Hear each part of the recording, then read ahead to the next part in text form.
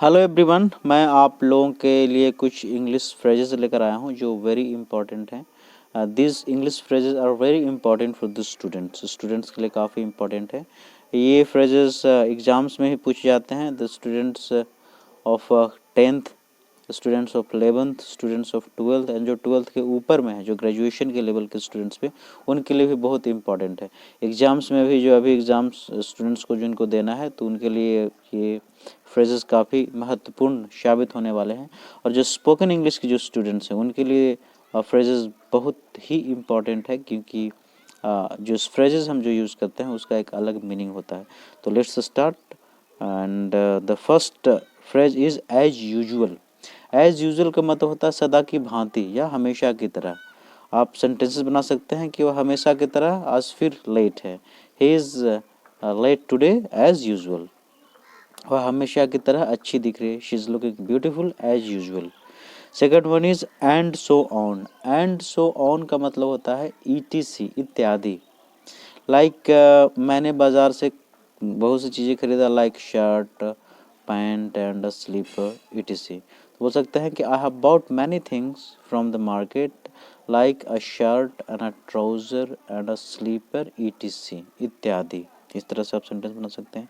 Next word है as far as. As far as बहुत ही कॉमनली यूज़ होने वाला ये फ्रेज़ है।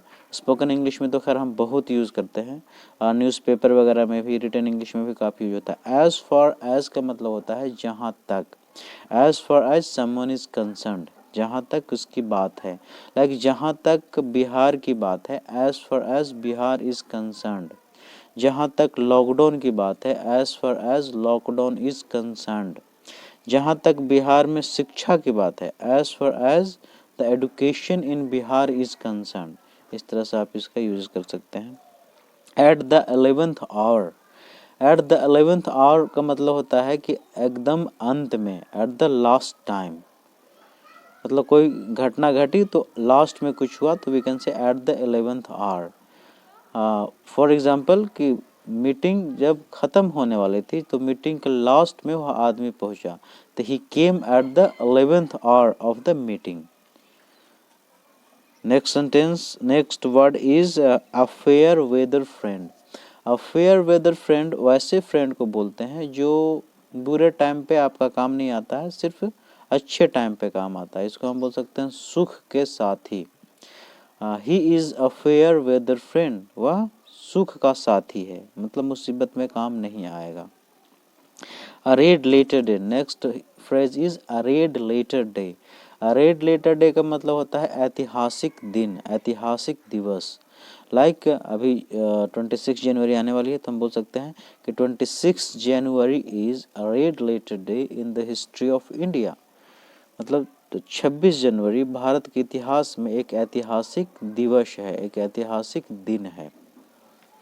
At all cost. At all cost का मतलब होता है किसी भी कीमत पे, यानी किसी भी हाल में। सेंटेंसेस बना सकते हैं कि लोग किसी भी कीमत पे पैसे कमाना चाहते हैं। People want to earn money at any cost. मैं किसी भी हाल में इंग्लिश सीखना चाहता हूँ। I want to learn English at any cost. At one stretch. At one stretch का मतलब हुआ कि एक बार में, मतलब एक बार में आप कितनी दूर चलते हैं या चल सकते हैं। At one stretch how long can you walk. आप एक बार में कितनी देर पढ़ते हैं। आप बोल सकते हैं कि how long can you study या how long do you study at one stretch. आप एक बार में कितनी देर पढ़ते हैं। Next one is at a good for nothing. A good for nothing भी कॉमनली यूज होने वाला फ्रेज है। अ गुड फॉर नथिंग का मतलब होता है कि यूजलेस, बेकार। He is a good for nothing boy. वह बेकार लड़का है, मतलब यूजलेस है, उसका किस मतलब आपके कोई काम का नहीं आने वाला। He is a good for nothing fellow. वह बेकार फेलो है, आदमी है, वह बेकार आदमी है, यूजलेस आदमी है। An iron will. Next word is an iron will. An iron will person के साथ आप यूज कर सकते हैं, या बॉय या मैन के साथ यूज करते हैं।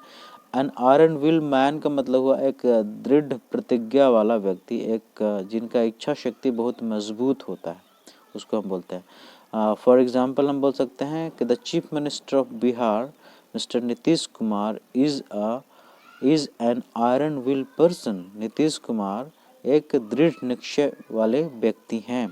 सरदार पटेल के बारे में बोला जाता है कि Sardar Patel was a person of iron will. Sardar Patel एक दृढ़ इच्छा शक्ति वाले व्यक्ति थे। तो ये कुछ 10 फ्रेजेस मैंने आज आप लोगों के सामने रखा। आप आशा करता हूँ कि आपको ये फ़ायदा पहुँचाएगा, इससे आप कुछ सीखेंगे।